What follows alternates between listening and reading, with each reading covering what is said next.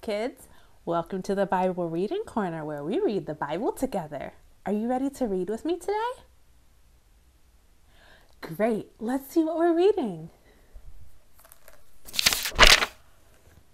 Oh, today we're reading Genesis chapter 10, a new nation, and we'll be learning about family structures too. Let's get started. After the great flood, there was no one but Noah, his family, and the animals left on the earth. It was now Noah's son's job to repopulate the world with more humans. Shem, Ham, and Japheth had many children. Hey, speaking of Shem, Ham, and Japheth, Noah was their parent. Sometimes people call their parents mom, dad, mama, or papa. Let's keep reading. Noah's son's children had children, and the grandchildren of them also had children. They continued to repopulate the earth and created great nations and civilizations. Hey, speaking of Noah's children having children, that means Noah became a granddad. Sometimes we call our grandparents grandma or grandpa, or grandmommy or granddaddy. Let's keep reading. Each nation had their own unique language and culture. Many nations split apart. Many lived in different areas of the world. They had their very own culture, languages, and clans. Hey, speaking of which, a mom's brother might be called uncle, or a dad's sister might be called auntie. That's what happened in these nations. Let's keep reading. Japheth had 7 children, and from those children came a very long line of people. 3 generations were created before they branched off into their own nations.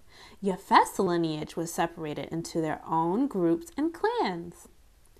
Hey, when aunts and uncles have children, they become cousins. That's what happened in these nations. Let's keep reading. From Ham's lineage came Cush, and Cush had a son named Nimrod, and Nimrod was a very special person. He was a mighty one on the earth and a mighty hunter before Yahuah. He was also a mighty ruler who constructed buildings and cities like Babel, Nineveh, and Rehoboth. Well, speaking of family again, you know, some pets could also be considered part of family too. Let's keep reading. The last son of Noah was Shem. Shem brought forth 6 generations, and those generations separated into their own clans and places to live. They lived in Misha, and Misha was near the mountains of the east. Speaking of which, sometimes families move away and live in very far places, but they're still family.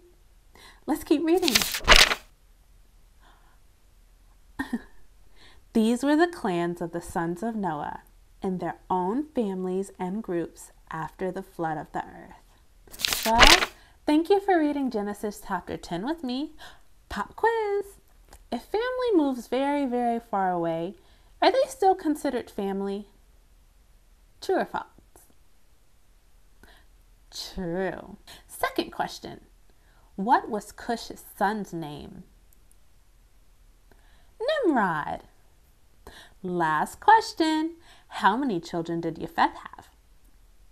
7. Yes. Well, thank you again for reading with me in the Bible Reading Corner. I hope you'll join me to read Genesis chapter 11. Until then, see you later, Ancient Path kids.